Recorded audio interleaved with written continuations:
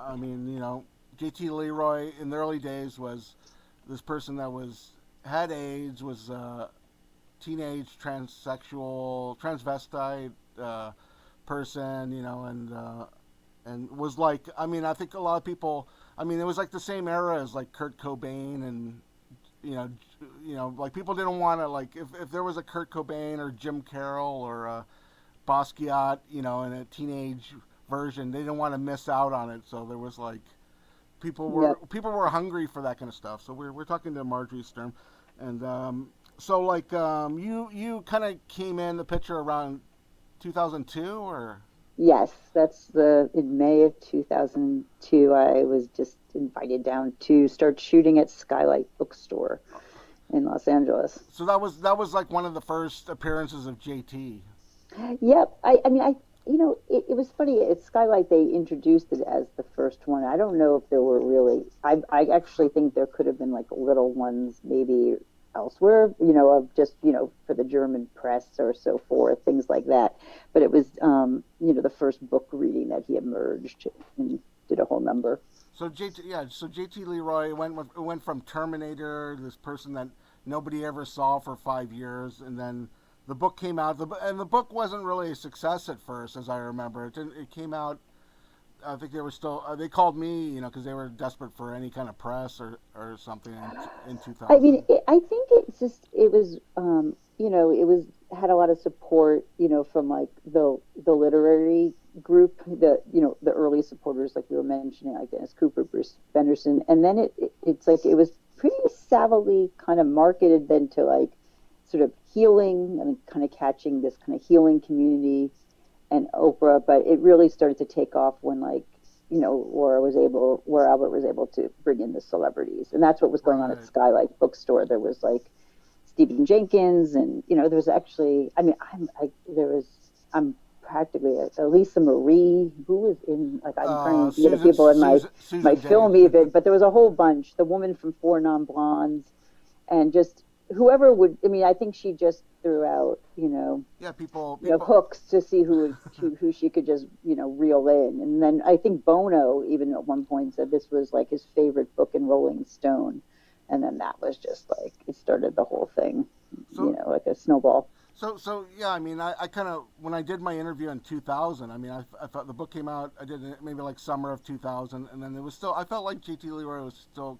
We hadn't seen like Savannah, the person in the flesh. Savannah Noop hasn't shown up yet on the scene, and I think occasionally Right. I would get emails from JT, or I would send an email just to I go, is this person still alive? Because I was like kind of, I mean, I thought this was like a person with AIDS and was like was kind of into self abuse and I stuff, and know, it's so curious. everyone bought It the was story. so curious. I would send. I remember sending some emails. Hey, how's it going? And it was like, oh yeah. I'd get back this kind of yeah, hanging out with Gus Van Zandt. Everything's going great. Toodaloo. Kind of just really kind of off the cuff. Kind of just kind of not didn't make any sense. I go, God, is this the same person? It didn't. No, it totally, and then and yeah, I mean, and you're right. Like the Sarah book just did like okay or so, but then like, when 2002, that's when The Heart is Deceitful came out, and that's like also, when Ozzy Argento started coming into the picture. But I remember feeling the same way. What you're describing, just sort of like I heard he was like agoraphobic, but then I was supposed to be like, I could videotape him and interview him. So this didn't seem like an agoraphobic person. It was like such a huge transition. But at the same time, you're just like, oh, maybe all this love and support is just working miracles, and he's healing. So it's amazing how you just tell yourself stories to make things work. Even for me, I was like, because it didn't make sense really when you dial it back. And then Asia Argento's film came out in 2004, and then they were doing more film festivals and more appearances and more press and with more of the press, more Well, more scrutiny. it actually collapsed, like because she did the festival circuit actually, but it was strange because her film was released like right after the whole thing was exposed in the New York Times. It was like Stephen Beachy's piece, and then there was the Warren St. John pieces in the New York Times. And like shortly after, The Heart is Deceitful was like released by Palm Pictures and so forth. So it was a very bizarre timing. And it was interesting to see what they did with this movie and like how they had to like try to manipulate that to work as well. Like, Well, like they put JT Leroy in quotes and well, it's I don't think marching on. I don't think any of these films, besides maybe your own, have done very. I mean, you can tell us how your film did, but I mean, none of these films, like, I mean, the was it Jeff, what's it, Furrig or what I forgot. Thursday, yeah, I think Furzig, yeah. I mean, the film. I, I don't think anybody saw it. I mean, the Asia Argenta film, I don't think it really made any money. And then there's the recent one with Laura Dern, and I mean, people. I haven't even seen that one, but I don't think any of these films. And I think they did the film, the Asia Argenta film, and they still, like, they had to put it out, try to get it to, find a distributor, find someone to go see it. They had to. They probably just like, you know, 3 sheets to the wind. Let's like try to make this happen and deny everything. yeah, well, it's just the worst timing ever to release a film. I mean, there's really because everyone was really feeling scorned there, and then with all the films, it's just a strange bunch of films, all of them, in their own way, including mine. But yeah, Laura's film. I just think that I think there was just pushback because they were trying to make this a documentary when it's really more of like a memoir film. It's like her talking, like it's not fact checked or anything. So it's just her talking, which could work, but just that, like in its own, if that's how it's being, how they're promoting it was sort of that, a memoir piece for is telling her story. But, I think they were trying to, think he thought it was journalism. So I think there was that conflict. Okay. And yeah, I saw the other one too, Savannah's film as well. And I actually wrote about that one. I was asked to review it, so I saw it with more attention than I probably would have given it. And so, I mean, what's her name? What's the one from Twilight? Kristen, what's her name? Yeah, Kristen Stewart. Kristen Stewart. Yeah, I don't like. I mean, she did a movie about the Runaways, so I just figured, she did a few biopics and stuff of the Runaways. It just seems like, okay, well, she's doing this, and then she'll do like the big Hollywood movie, and then she'll do a couple weird indie movies on the side. Right, and this is like kind of. I mean, this wasn't a big budget film. I mean, I think Kristen Stewart and Laura Dern probably were, maybe the strongest parts of that film for sure. Like they really got lucky and scored, good acting. But the film had a lot of problems. I wrote about it, so I don't know if you want to. Yeah. Well, I'll definitely take a look at that. So, like, okay, so you're filming like the stuff from the Mick Rock thing in Marin or wherever it took place, and then the L.A. The Skylight Books, that was like 2002, and then 2004, 2005 we get to the Stephen Beachy thing. So what were you thinking when the veils started to come off? I mean, what were you thinking then? I was just so shocked and surprised. Like I actually didn't. I mean, I read the New York Magazine piece that Stephen Beachy wrote, and I was like, oh wow, and then I just read it and I thought, well, no, like how could this be necessarily? Because like I actually, met, Dr. Terrence, spoke to Dr. Terrence on the Owens on the phone, like the psychiatrist or psychologist actually, who the books are dedicated to, and I, went to Macaulay Psychiatric Institute where JT supposedly went through. So that was the part that just didn't make sense to me. Like how could he be gone through Macaulay Psychiatric Institute and have a therapist, So, but anyway, I read the New York Magazine article and I thought it made a lot of sense, though. So I was just so I actually wrote Stephen Beachy a little thank you, and he started just kind of like asking me a lot of questions, and he just said, well, did they, there's probably, all sorts of, privacy issues with the therapist, like, so they just probably took you on a general tour, and I was like, oh, okay. But it wasn't until, you know, Jeffrey Canute just, told the New York Times it was all, phone therapy, that I was like, oh my God, that's how it was going on. It was all just phone therapy, and Dr. Owens was, you know, Because people, hoaxed or whatever you want to call it as well. So um, people, that's it. That I was just stunned. I And mean, but anyway, Stephen Beatty was the one who was just all of a sudden said, "Wow, if you started this documentary earlier, you're just in the perfect position to continue it." And he was just really helpful because he gave me like Dennis Cooper and everyone's email, like everyone he had done the initial research with. He passed me on all those contacts, and so I just was able to just go from there. and people, I mean, you didn't get.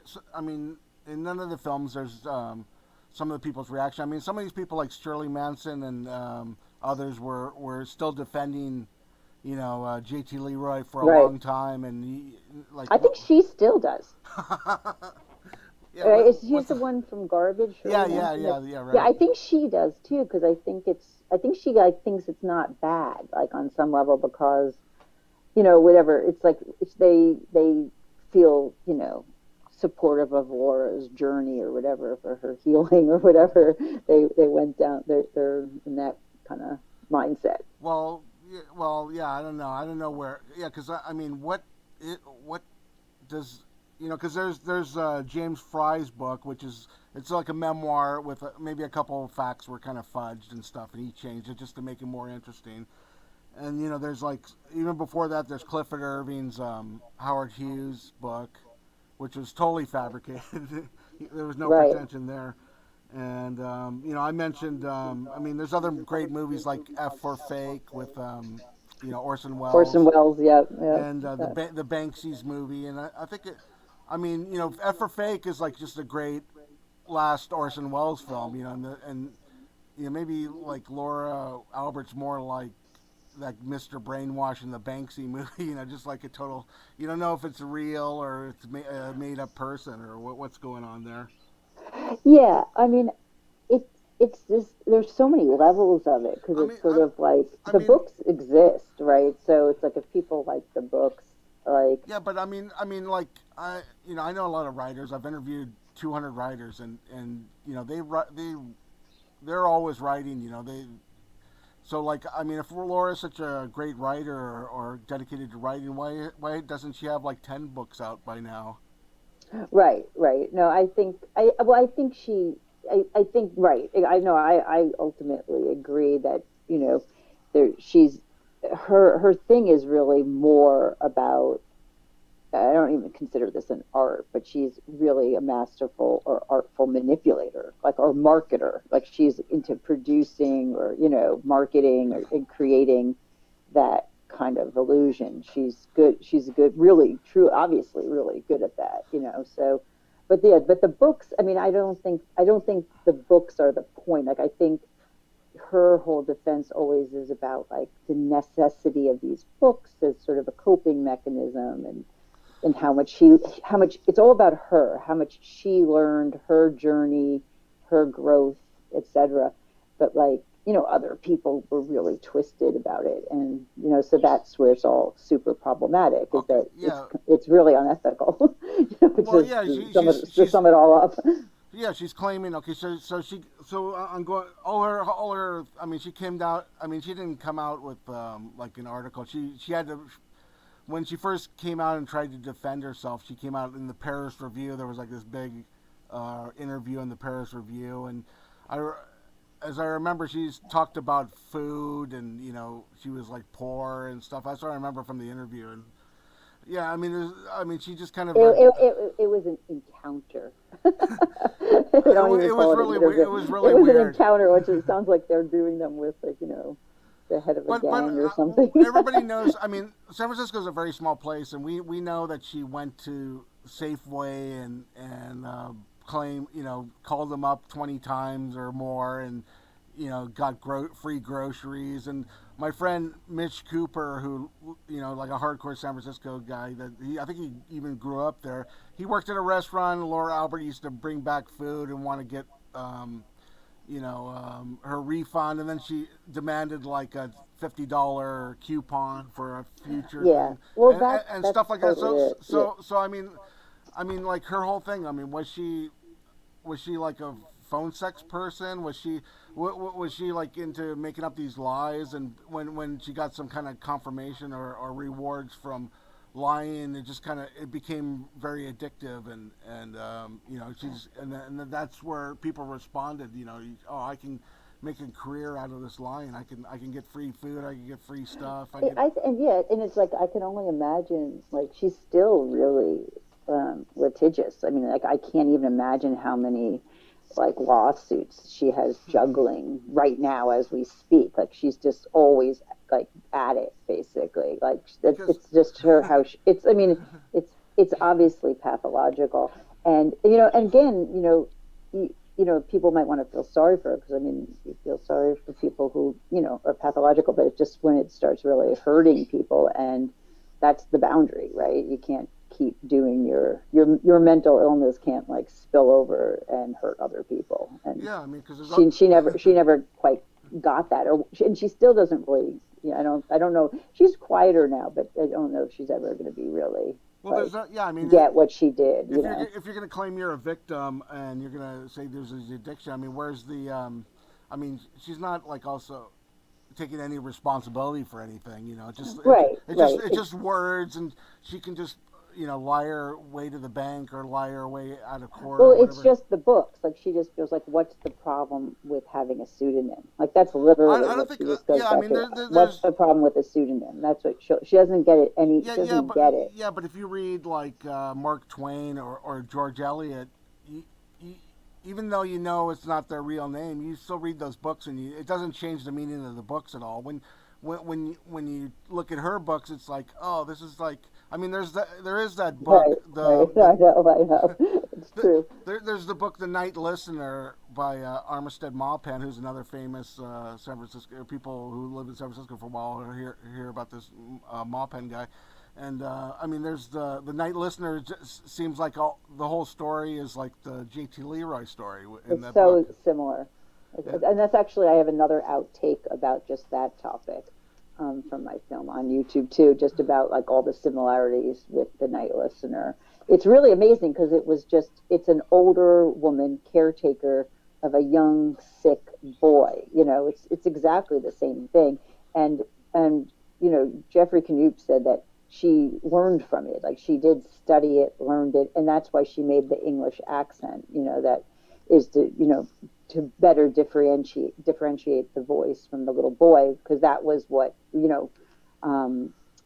Armistead Maupin discussed even in The Night Listener, the voices, and that Yeah, was kind of one of the giveaways, that of the problem. yeah, but So the, but yeah, she's the so yeah easy. yeah but the Cockney accent is like sort of inauthentic too. It's like she's not from like the upper classes. She's like East London Cockney. And it's a real bad Cockney too. It's like pretty funny when you hear her Cockney accent. It's like almost like bad stagey Audrey Hepburn in Yeah. the My Fair Lady Cockney. It's like, oh my god, it's so Yeah, bad. I think Laura Dern had fun with that aspect of it. You know what I mean? Just being able to do a bad accent, not have to So do a passing one.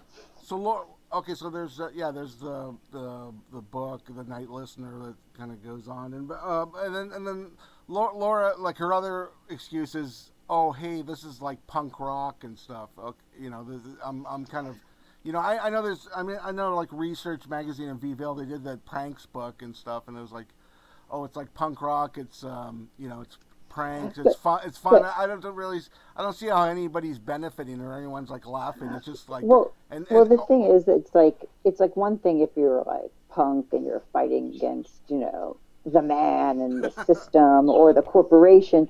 In this case, she's like taking advantage of like the overweight woman next to her. You know what I mean? Like she's not like she was like an equal opportunity, you know, abuser. Like she'd go after anyone. It wasn't the man. Like there was no pointed critique even going. It was yeah, just like yeah. There's who no. she could use on an opportunistic level. I mean, I really think she's really similar in some ways pathologically to Trump. Like they're really like I was just sort of amazed watching this documentary, like how many similarities they had from like being thrown out of the home at the same time to like having an obsession with tape recording people to make like Trump also did the personas. It goes on and on. Like they have like a lot, and then you just realize that's probably Well, I it's a well, blueprint for a lot of people with this sort of yeah, antisocial or sociopathic or whatever you want to label it. I don't feel it's like limited. I feel like every day I'm meeting more people that will lie to just get what they want. Totally, So, totally, because totally. I had one, I worked with this one band, and they would spend so much time arguing with the phone company just to get out of bills and get a reduction or something. And I'm going, well, if you just pay the bill, wouldn't it be easier than to speak to this guy for 3 hours and Right. try to get a What do you, discount? it's crazy, right? And, It's yeah. and like over the since the Laura Albert thing, which is only like, I mean, that started. I mean, it started in the '80s, but or when did it start? Like, It started the JT started like late '90s, okay, so and late. then Oh yeah, okay. So I mean, I heard about it in '95, but she moved. She moved to San Francisco in like the sometime. I moved there in '89. She must have been there around the same time, and I mean, and then she was doing the phone sex and stuff, and I was like, she spent I mean, some time doing this. well, yeah, no, it's definitely well. That's what I've I, I, definitely come I, to realize. It's like it's beyond just the financial thing. I mean, she definitely was getting like some sort of emotional needs met, or just sort of a recreational kick out of it. I mean, it was it had either, it was obsessional. So I mean, people have multiple motivations. I mean, because on one level, it was getting, they had a corporation going. Her mother was the head of the corporation. They were, Savannah was getting yeah. So paid. So I mean, there's all that, but she's definitely just obviously enjoying it because she spent so many yeah, hours. yeah, I because mean, she's not. I mean, I don't. I mean, I definitely don't think she's well. To be honest, I mean, she's not a well person. if it's just therapy, why are you getting a person to dress up as this person? Why are you creating an LLC? Why are you No, no, no. It's way beyond just therapy. forging Yes. records? You're going on. There's the lie, and you keep on going on and on with the lie. So yeah, my point, what I was trying to say before was I kind of meet more and more of these people who will just lie about anything, Totally, and totally. and I mean that's definitely like in the last 20 25 years. I mean, I kind of come across that people will lie about stuff. I mean, with technology and everything, people just, it's like, hey, that's like, I know that's a lie, and it's like they just push the lie, because like they can't push the truth. I mean, like writing. I mean, a lot of this memoir and nonfiction. I mean, what it's the big allure about it, and why people read it and people publishers seek it out is because it's supposed to be authentic. It's supposed to be there's supposed to be Yeah, authentic. It's yeah. supposed to be immoral. It's supposed to be factual. It's supposed to be verifiable, and JT Leroy is just kind of the opposite of that. I mean, it's like fake. Right. And It's more but like Milli Vanilli or right, and even if it's not completely factual, because like there are blurry lines with memoir, with memory, and so forth. The thing that it's not is like a completely fabricated identity, like that you're from West Virginia, that you're. It's not a whole manipulation tactic. You're homeless, a drug addict on the streets of San Francisco with HIV. I mean, that's where it's crossing over. I mean, she's just not those things. She's not that character, and it's obviously just an extreme yeah, example of she's taking. co-opting an identity. And here's something that's not discussed that much that's really struck me is that JT, we I don't even know if people were using the word transgender so much, but JT, when I met JT, was starting to dress feminine and was taking hormones, and everyone was really open, and you didn't want to challenge that because if you're coming from San Francisco, whatever, however anyone wants to dress or identify, it's good, and you're just not gonna ask too many questions, and you're gonna you know stay away from it. But in retrospect, the fact that she's not transgender, and and the whole myth of JT is this mother who like abused a child and dressed the child up as transgender, and the boyfriend had all these raped the child, on and on and on. this is precisely what transgender activists are trying to get away from with social workers. That was the myth, that like transgender people are that way because their parents were neglectful or they were abused. So the myth of JT Leroy really reinforces like one of the like worst heinous myths about transgenderism. And it's all the more. I mean, it's one thing if Yeah, it's that kind of was War Albert. It was. It's one thing if that's your experience. You're JT and you experience that and you write about that, and it happens to support a myth. So be it. But if it's completely like a fiction that's reinforcing something, it's really toxic.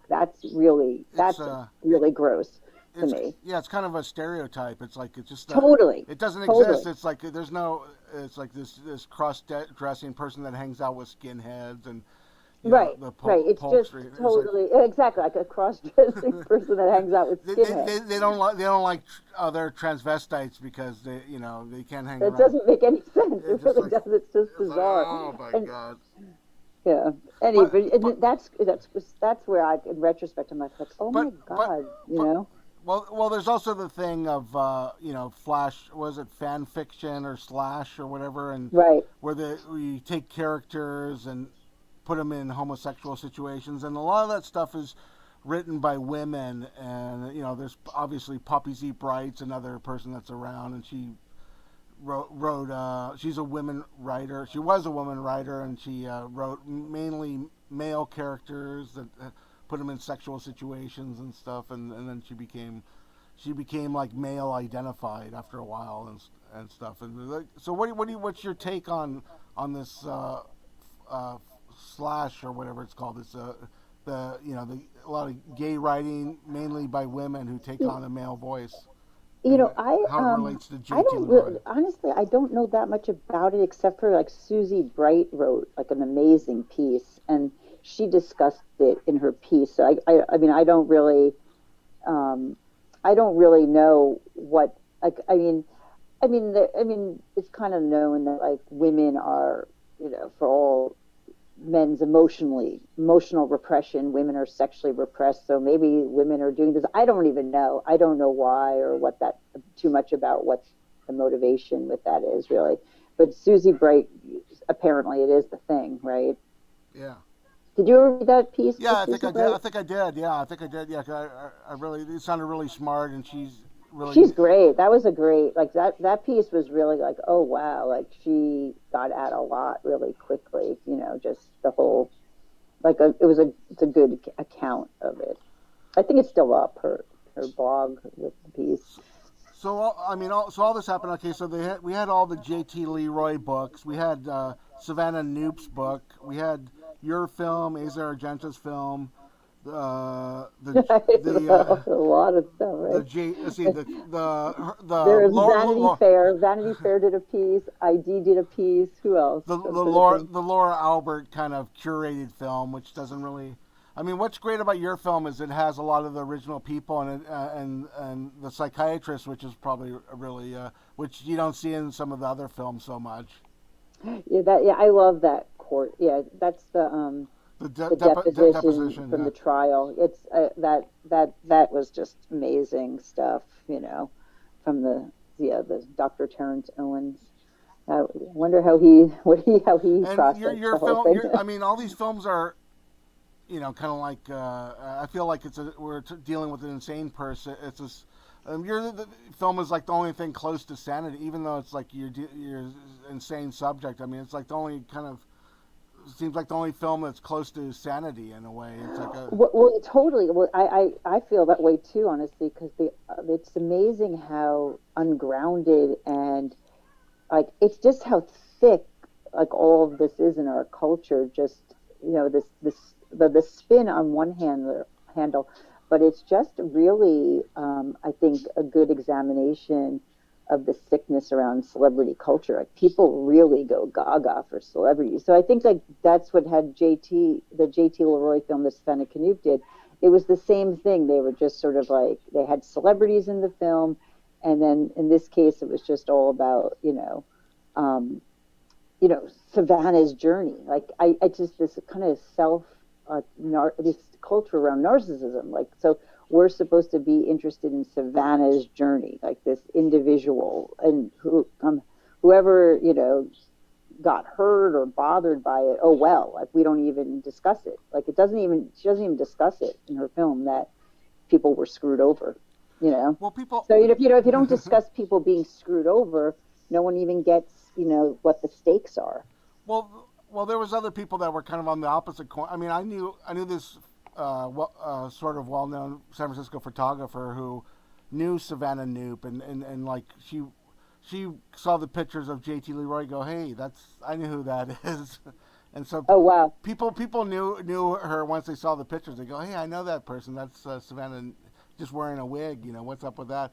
But like but her take, but that was like maybe 10 years ago. Or some of the stuff was just blowing out at that time, maybe about 10 or 12 years ago. And her take on it was, oh, it's just like you know, she wasn't really that appalled by it because I guess Right. Well, I she think was that's just, what she I've just, learned too. Just in general, yeah, if it doesn't affect you personally, people don't give a shit. Like that's really what it boils down to. Like if you weren't hurt, if you weren't betrayed, if you didn't lose money, if you, didn't get like yeah. this electric handshake from this person, it's not that bad. And that's how people are, like, I think about it, lots of things, like with much even worse consequences. Like if your house didn't burn down, I like there's no climate change. So My house is fine. yeah, Savannah Knoop. I mean, so a lot of people look at her and just think, oh, this is performance art. She's like goes to art school, she's doing Right, performance art. right, totally. Jeffrey, her brother Jeffrey Knoop. I mean, what's his story? What he felt after a while he felt repulsed, and he's kind of disappeared now. Yeah, yeah. I mean, I think he still like has probably in the end mixed feelings because I think like, I mean, I think he has like he had a hard one to hoe in that he was with her for so many years and participated. So I think he, initially wanted to just get away from it, but then sort of, they had to raise a child together. I think raising a child together is really challenging. Yeah. So you're just kind of stuck with this person no matter what as like a family member. And I think he had, did meet great people, did make what he considers sort of great contacts. Like, so again, on a personal level, it was a mixed bag for him. But There but was good things for him in it. most people like Billy Corgan and Shirley Manson, all these people are pretty Winona Ryder, Courtney Love. They've all disappeared. They've all kind of like, oh, that was a big laugh. It's over. I got to move on to the latest circus. Whatever, like the Weinstein. I guess there was like actually some kind of Laura Albert Weinstein crossover because they sold some of the books to Harvey Weinstein Company back then. Um, what that whole thing, that was basically what happened was the book was optioned by Antidote, and and it was being Antidote Films was going to make it into a movie, and then the Weinsteins actually optioned the three articles from the New York Times that Warren St. John, were they wanted to make that into a movie. So Antidote's the one who had optioned the book Sarah to be Okay. made into a movie, and then they're the ones who did the trial. And the Weinsteins were looking to do something almost, post the reveal, post hoax and everything. And they actually wanted to work with me at one point, which is really funny. And because they had hired a screenwriter and they wanted to kind of collaborate and put out the documentary to go with the film. But even without knowing anything about Harvey Weinstein and like, that he's like a serial rapist, I had heard from everyone was like, don't work with Harvey Weinstein. He's horrible. He's a bully. He's this or that. Like it wasn't a real secret that he was really toxic and terrible. And I thought, oh my God, he'd be like the worst person to collaborate on this topic with. This is not, someone that you want to, have a meeting of the minds with over sociopathy. Okay, so I guess the first person that kind of came out against Laura Albert was Asia Argento. I mean, there was that Guardian article a few years after her movie come out where she sort of said she felt betrayed. She didn't know these people. It was like I guess Yeah, that was interesting. Well, Ozzy Argento didn't say anything for so many years. It was kind of weird. Like she had a lot of she, drama going on, like outside. right? She didn't really comment. And then I think once Laura's film came out and they used her voice against her wishes. I mean, because that's pretty disgusting too. That choice of the director Jeff Ferzig. I don't know if I'm saying his name right Yeah, either, by the way. But anyway, Ferzig or Ferzig, whatever. I don't know. Anyway, yeah, Fursick he sounds he right. put he put all the tapes in that Laura recorded, which is illegal, like to tape record people in California. And even people he contacted who didn't want to be in his film, like Stephen Beachy or Ozzy Argento, he chose to put those tapes in, which were illegally recorded. And it's just a pretty slimy, gross move. And then it came out there was that New York Times article about it with them, and everyone. I hadn't heard a statement from Mary Carr till then too, and she was disgusted as well. Like Oh yeah, it was interesting to see people make statements who she I thought hadn't seen. she thought it was bullshit too. Like She thought it was bullshit too, and just really was pissed to be in the film again once she had said no. And then after that, there was the Guardian article. I think it was I forget, Stephen Blush, is that the name? Anyway, that Ozzy came out, and I was shocked to see Ozzy finally just say, like, I felt really like how hard it hit her. Like, I was like, oh wow, like this did hit her bad. yeah, because I mean I mean after watching all this stuff, it was like where there's I don't really see the morality. I don't see the lessons learned. I don't see the ethics. I mean, I just see a lot of law cases, and I see this person that was almost like a phone scammer. She's like Totally. Well, it's really she's like the modern equivalent of these people that try to rob you of get your credit card number or something. And try she's to and she's it's really she's calling you. unhinged. It's She's really really unhinged, and that for me was one of the hardest parts is watching so many people not say what you're saying and just enable her. Like it's just amazing. Like just even I was thinking about it, like you go on Facebook or something and people like you have friends in common with people and you're like, oh wow, like all these places that hosted her from Sundance to Rooftop Films, like all this film industry just promoting her and giving her a platform. It's disgusting and sickening, and I do think it's kind of this sort of, I don't know if it's like this neoliberal culture or whatever it is, but that it's this non-critical culture that just doesn't want to take a stand again because it didn't happen to them. It doesn't matter until it affected you. yeah And I think that's what I was just so sickened by it. Like, I mean, when her that documentary played at Sundance Film Festival in the women's section, I was just gonna throw up. I thought that was just like, what the hell is going on? Like, is this upside down day or something? And it was like it's like that, and that's what I'm saying. I feel really well prepared for Trump. And the point being, if people keep lying, other people believe those lies. And it's just as simple as that, practically. I hate to say. You lie, people believe it because it creates doubt. So it just, Sundance just decided that this would have enough celebrities, enough hype, enough whatever, that it's somehow good for them to associate with it. yeah, but I don't really think it helped them or I don't think anybody.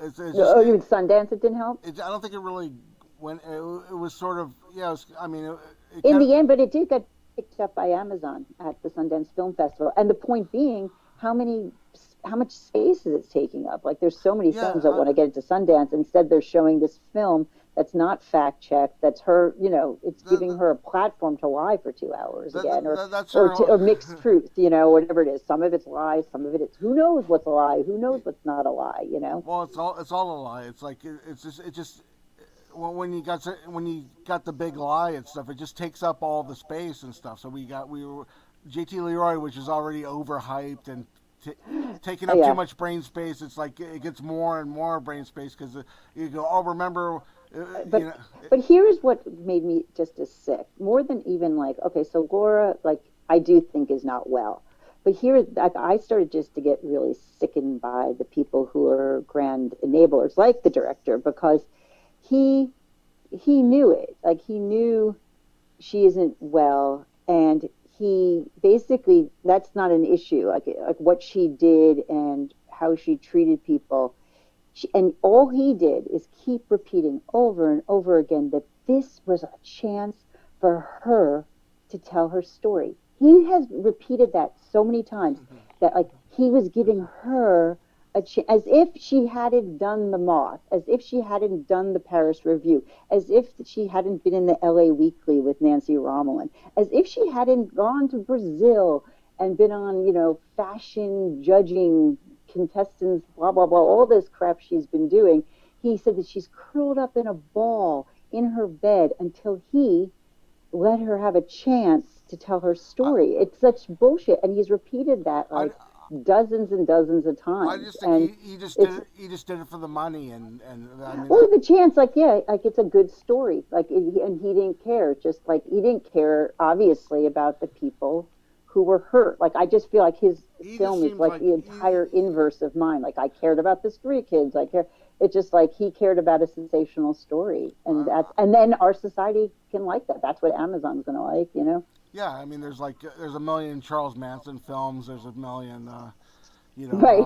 They got this. Exactly. They got this Night Stalker thing coming out. People like true crime, and but I just can't believe he's never fact checked on it. I guess it's like he just keeps saying that. I like she was curled up in a ball. She was not curled up in a ball, and she didn't have a cinematic platform till you gave it to her. But she told her story a half a dozen times, and it's just bizarre. And he just keeps saying it. It's just bad acting, and I don't believe it. I've never believed anything she said. It just seems like all lies. It's like she's like one of those princes from like Uganda who's going to give you some money and stuff, and it's just like, hey, exactly. This isn't it's really at that level. Practically, it really is. That's just that level. It's like crazy. We're still talking about. But I think the thing that's what I think is just interesting, though, how the culture didn't care, like that the culture couldn't even make a judgment call is what frightens me. Like all the way to recently, like Laura Dern talking about, oh wow, this is really just about our right to identify how we want to identify. That's what Laura Dern's saying. I mean, like, what in God's earth? What kind of crap is that? Like, where'd your brain go, Laura? Dern. Well, she's done some weird films. I mean, where I think like Identity and just all that stuff is a little vague. Like, some of those David Lynch films like seem kind of out of. But it's not like we have the right to identify however we want to identify. Like that's like missing it. You can't. It's anarchy. Like, it's basically like just anarchy. It's just like right. Like if you have a friend who tells you their mother died, from cancer, and then you find out the mother's alive, that's not an identity issue. Yeah. So if you say you have HIV, and you don't have HIV, that's not an identity issue. Yeah. So it's like it's just I just found all of it just sort of it's like mind-boggling. It's like well, I have to reinstate this. It's like it just seems like we're not talking about literature and imaginative writing. We're talking about something criminal, illegal.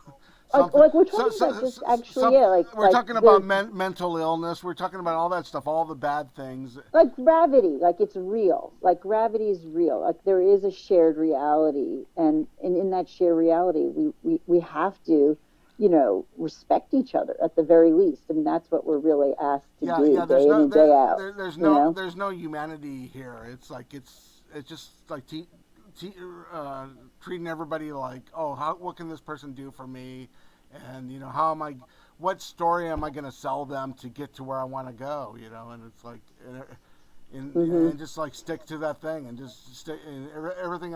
What lie can I make up now to get me to the next page and stuff? It just seems like right, and that's why I think it's interesting with the director. He kept saying this lie, like he promoted his film on a lie, like the Sundance thing. Back to that, it's a lie. Like what's on the Sundance website is a lie, and it's like there's no fact checking. Like it's just like there's a lie, we repeat the lie. Oh, and then someone else repeats the lie, and it goes from there. And it's just sort of it's disturbing because that's where we see what's going on with Well, QAnon. We see this in our society now. There's just yeah, no, that's what I was kind like, of on there's to. no Yeah, fact checking. it just seems like, yeah, people just repeat things again and again till it becomes the truth and stuff, and that's not just, Right, like 1,000 people can be wrong, like a lot, just because like a lot of right. people repeat things, it could be wrong, it's not. I don't see where the humanity is. I don't see how people like prosper from from those statements or those kind of activity. It's like I don't know how you teach this to other people. It's like, oh yeah, I know, I just know, I I know could say exactly. I know. hey, like yeah, maybe I fibbed my way to get a job and stuff, but it was like that was like a minimum wage job or something. Right. Or No, I something. know. It I mean, wasn't. it just, I just wanted to work, and hey, I did the work.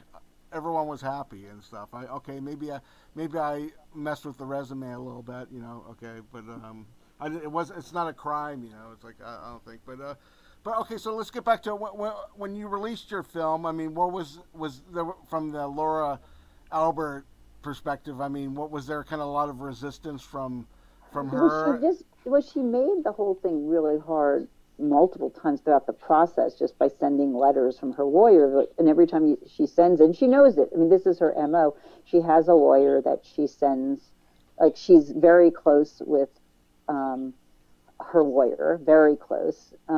And he sends out letters at her as her bidding. So it doesn't cost her anything to send out these letters, but then, it costs other people to deal with these letters, threatening you. That, and it's unfortunate, but there's a First Amendment, and you can, it's journalism. You're all as well. You're able to report things. So she definitely didn't like it, and it was a real hassle. And then it was like a hassle up to the very last second, because like she sent a letter to every single person on the Doc New York City committee who when my film got accepted there and it was going to premiere, and it premiered there at Doc New York City.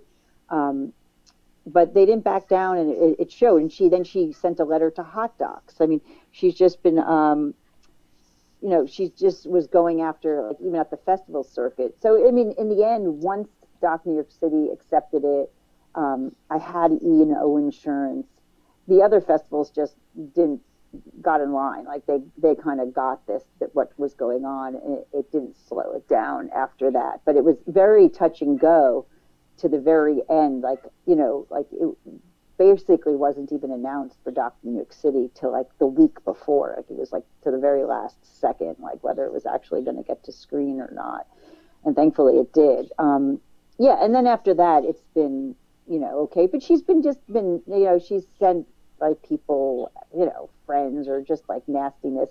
But overall, she's been quiet. But like right now, I'm saying, oh, right now she's quiet. That can activate her. So like, even as I do these podcasts, I'm aware, like, that she could get It could activated come at back. any moment to try to just be, just to make things a hassle, you know. But there's the First Well, Amendment. Like, you can well, speak your everybody. mind, I mean, yeah. I mean, there's and I mean these are all our opinions and stuff. But everyone should go see the films for themselves. And there's the Asia Argenta film. There's the Marjorie Sturm film. There's the Laura Albert, Jeff Ferzig film, and there's whatever the Laura Dern, Kristen Stewart Yeah, thing. the Savannah So you News. can watch all of them and kind of decide for yourself, like, is this help?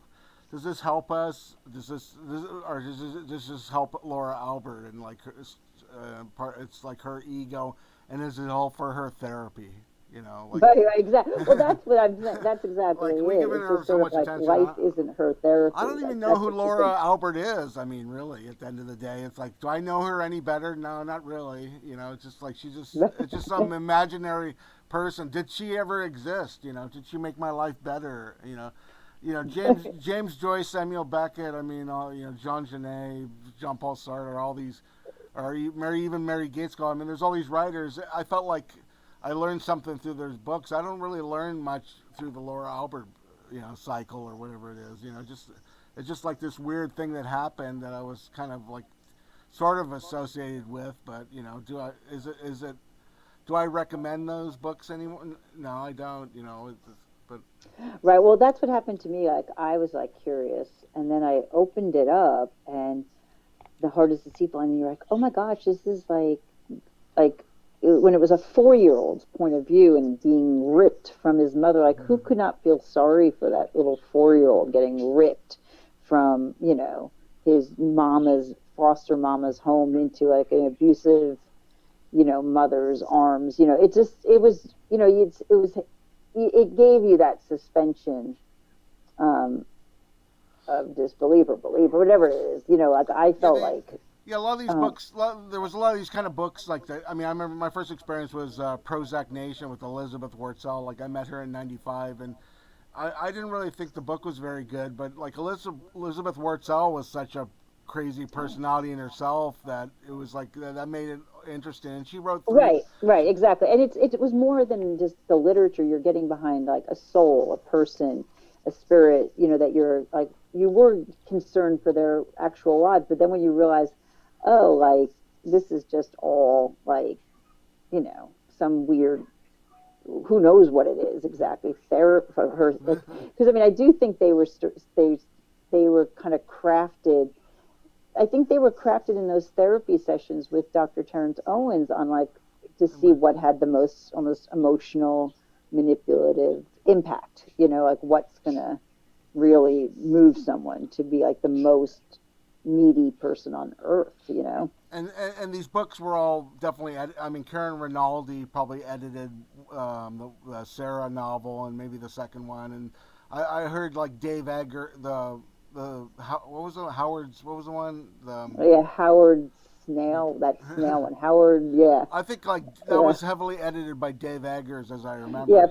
Eponio Giannopoulos. I actually interviewed him. He's in my Yeah, I remember. film. He actually like edited the JT books, Yeah, so that was interesting. yeah. Yeah, People have, yeah. I mean, kind of like whipped it into shape because I mean, it was like this kind of hey, this feral child that we all want to like kind of help and stuff. I mean, a lot of people. I think that's what a lot of the celebrity angle comes in. Like Susan Day and a lot of these people come at JT Leroy and it's like, oh, I want to like kind of fix the damage with this person. Here's a person that's damaged, and like I mean, a lot of these people who are in Hollywood, I mean, they just have these like kind of rosy careers, and they want to do some social work. They want right. Or they they were want to damaged go at in the one point themselves, and they want to go in they're the food. touching that flame of damage in themselves too Like the somehow. people that go out on Thanksgiving and feed the homeless and stuff. They want to help out. They want to like